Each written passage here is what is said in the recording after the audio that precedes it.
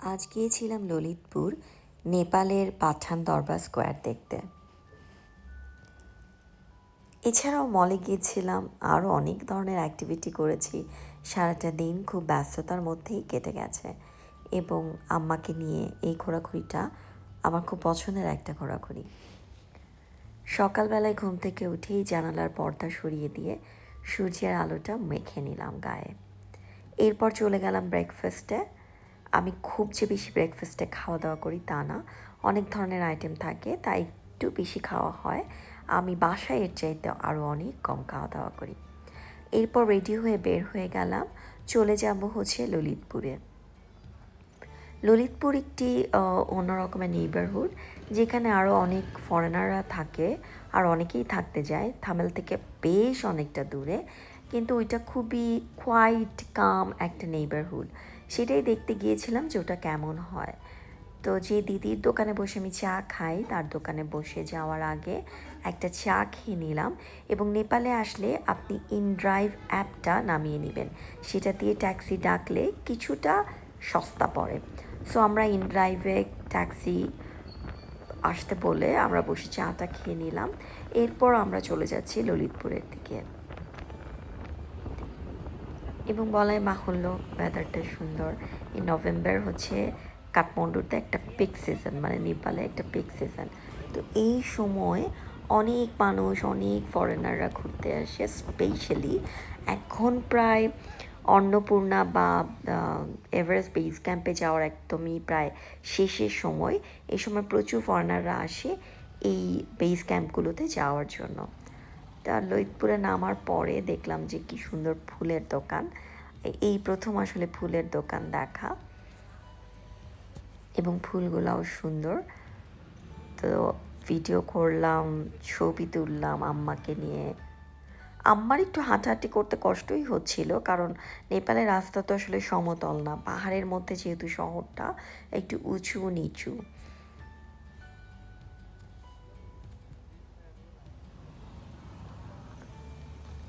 এই ললিতপুরে আসার আরেকটা কারণ হচ্ছে যে যদি কখনও আরেকবার নেপালে আসি, তাহলে আর থামেলে না থেকে যদি অন্য কোনো কোয়াইট নেবারহুডে থাকতে ইচ্ছে করে তখন এখানে আসব। এবং হাঁটতে হাঁটতে খুবই ইন্টারেস্টিং একটা দোকান পেয়ে গেলাম। এটা হচ্ছে একটা হোলসেল দোকান, যেখান থেকে বিভিন্ন হোটেলে হোলসেলে এই ধরনের ক্রকারিজ, বেডশিট, মানে হোটেলে যা যা লাগে সব কিছু ডেলিভারি দেওয়া হয়। এবং খুবই সুন্দর সুন্দর গুড কোয়ালিটির জিনিস। আমি এই ব্লু কাপ সেটটা কিনেছি। আমি অনেকগুলো খুব সুন্দর কাচের জিনিস কিনেছি এবং খুবই সস্তা প্রাইসে। আমি ভীষণ অবাক হয়ে গেছি, এত সস্তা কী করে জিনিসগুলো। আমি বরফ রাখার একটা বাকেট কিনেছি, এটা বাসায় গেলে কোনো ভিডিও করলে দেখাবো। অসম্ভব সুন্দর,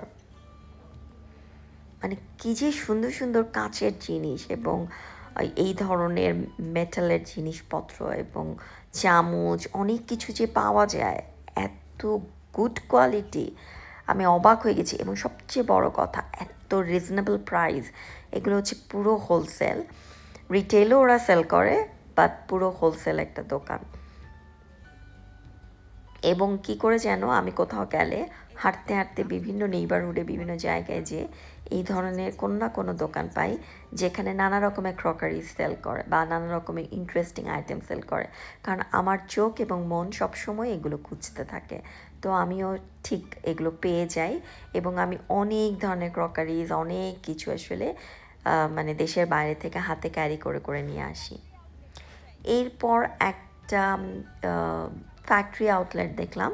এটা হচ্ছে নেপালির কাপড়ের ফ্যাক্টরি আউটলেট, মানে এটা একটা নেপালিজ ব্র্যান্ড, এদের ফ্যাক্টরি আউটলেট, এবং প্রোডাক্টগুলো বেশ ভালো, বাট একটু এক্সপেন্সিভ। যেহেতু আমাদের দেশেও গার্মেন্টসের খুব ভালো জিনিসপত্র বিক্রি করে, তো এই ধরনের জিনিস আমি আসলে খুব একটা দেশের বাইরে থেকে কিনি না।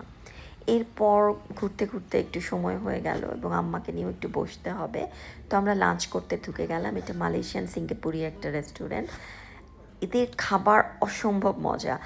যেমন নেপালে অন্যান্য জায়গায় আমরা 4 জন মানুষ মিলে যদি 2টো ডিশ অর্ডার করি, আমাদের জন্য এনাফ ফুড থাকে, কিন্তু এইখানে খাবারের পোর্শনটা একটু কম ছিল।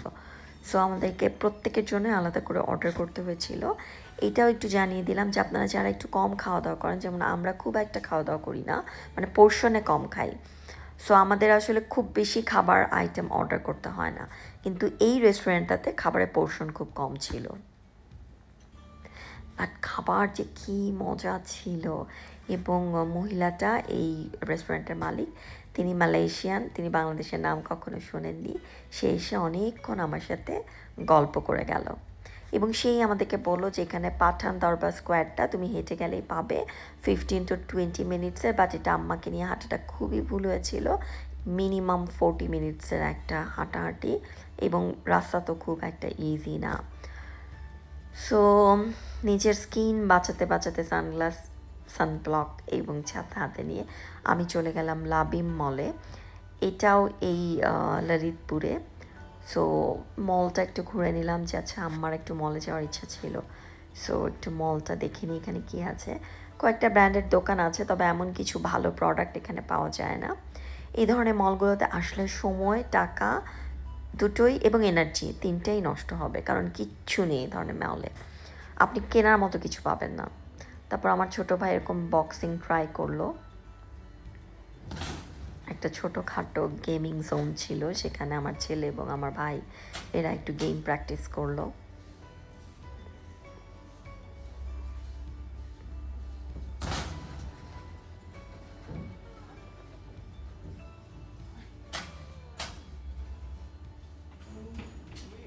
আমার ছেলে বাস্কেটবল প্র্যাকটিস করলো, ওদের জন্য এটাই ফান, কারণ এখানে তো আসলে বাচ্চাদের জন্য কোনো রকমের ফান অ্যাক্টিভিটিস নেই, ঘোরাঘুরি করা, খাওয়া দাওয়া করা, বাবা মার সাথে হাঁটাহাঁটি করা, এটাই হচ্ছে ওদের কাজ, আর তো কিছু করার নেই এখানে।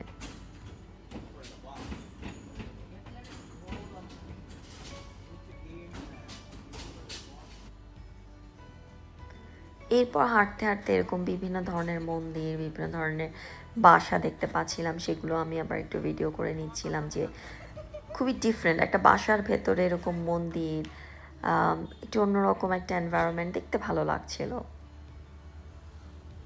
মানে ললিতপুরটা আসলে এক্সপ্লোর করছিলাম, যারা আপনারা থামেলের বাইরে অন্য আরেকটা এরিয়া, ট্যুরিস্ট এরিয়া এক্সপ্লোর করতে চান, তারা এই ললিতপুরে আসতে পারেন। ললিতপুরে এইটাই আমার প্রথমবার আসা, এখানে অনেক শপিংয়ের জন্য বিভিন্ন ধরনের দোকান আছে, এগুলো দেখতে পারেন, পছন্দ হলে কেনাকাটা করতে পারেন। আমরা হাঁটতে হাঁটতে দেখছিলাম এবং টুকটাক কেনাকাটা আমি করিনি, আমার ছোটো ভাইটা করেছে টুকটাক কেনাকাটা। এখানেও একটা অ্যানিমেটেড ক্যারেক্টারের দোকান আছে, এটা দেখে তাদের দুজনের মাথাই শেষ, তারাও ঢুকলো, আমিও ঢুকলাম একটু দেখার জন্য যে কী আছে।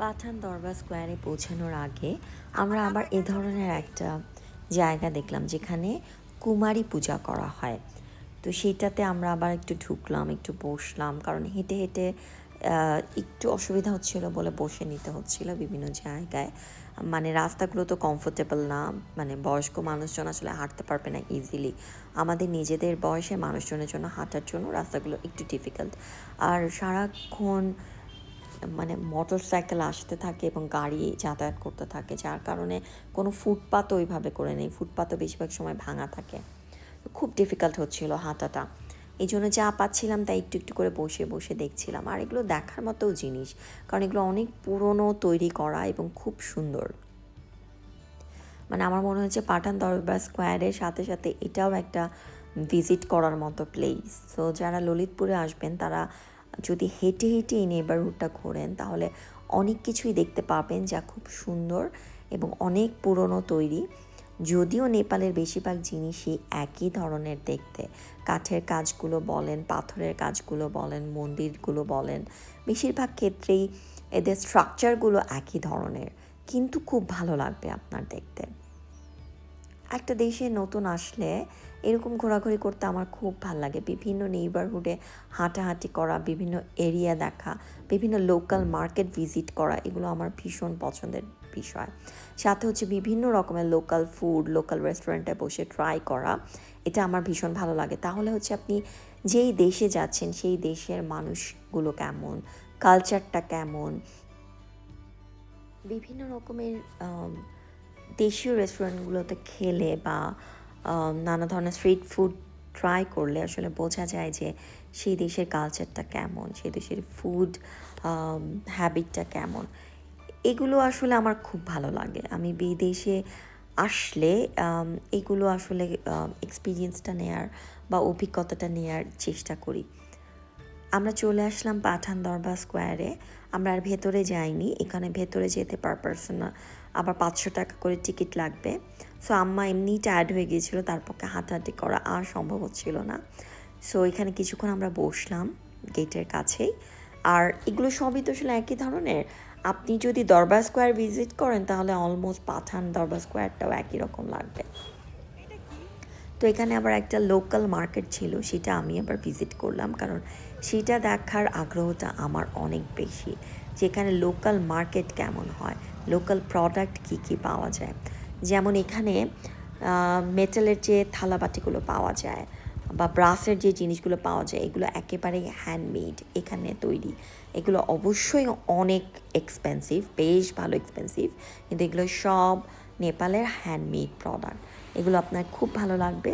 এটা আমি প্রতিবারই কিনবো বলে অ্যাকচুয়ালি প্ল্যান করি, কিন্তু আমি কিনতে পারি না নানা রকম কারণে, কারণ কিছু শপিং করা হয়, কিছু ওয়েট বেশি হয়ে যায়, এসব কারণে। তবে ইচ্ছে আছে নেক্সট টাইম আসলে আমি অবশ্যই ওদের এই হ্যান্ডমেড মেটালের হাঁড়িগুলো বা এই ধরনের সাজানোর এই ধরনের তৈজসপত্রগুলো কিনবো।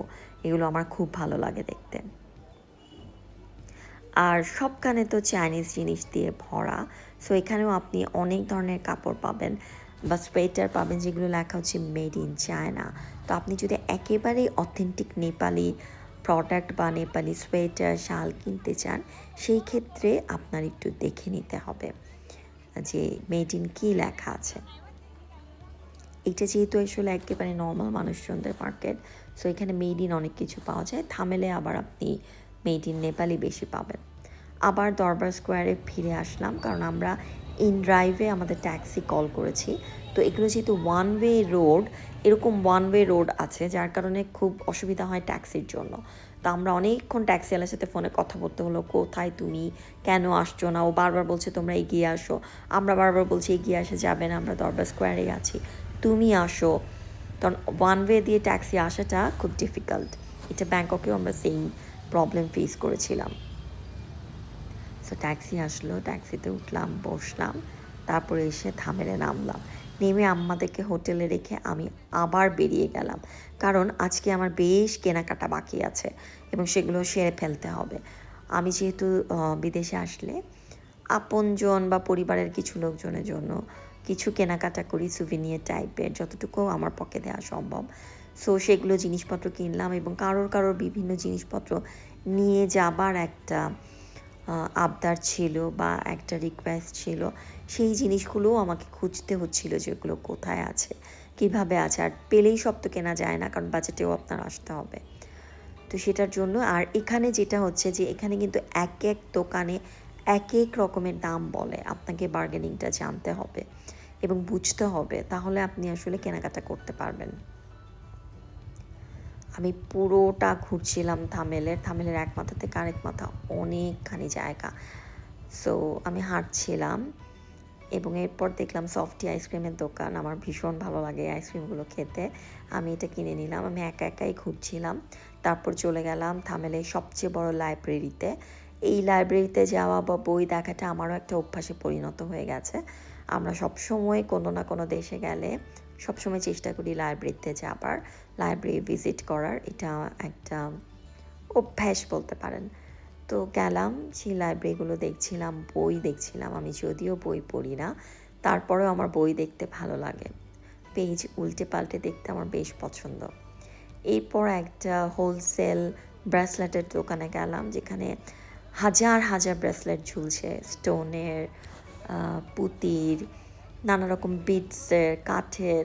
তো আপনার যেটা পছন্দ আপনি কিনতে পারেন। এর আগের বার আমি এখান থেকে অনেকগুলো ব্রেসলেট কিনেছিলাম, এবার আর কেনার ইচ্ছে হলো না। এরপর এত ক্লান্ত হয়ে গেছিলাম যে হোটেলে এসে আম্মাদের আর নিয়ে আর বের হতে ইচ্ছে করলো না। ছাদে রুফটপের রেস্টুরেন্টে চলে গেলাম। ভীষণ ঠান্ডা ছিল, আমার হাত কাঁপছিল, আমি ভিডিও করতে পারছিলাম না, এত ঠান্ডা ছিল। ওই রেস্টুরেন্টে বসে ডিনারটা সেরে ফেললাম। ব্যস্ততার মধ্যে দিনগুলো গেলেও খুব ভালো সময় কাটছে এবং আসলে উপভোগ করছি সময়টা। এই আলুর ডিশটা অসম্ভব মজা ছিল। বাকি খাবারগুলো আর ভিডিও করতে মনে নেই, এত খিদে লেগেছিল। রাতে খেয়ে আবার বের হলাম রাত্রে 11:30টার দিকে। কী কারণে যেন আমার এনার্জি বের হওয়ার কথা মনে হলেই বুস্ট আপ হয়েছে।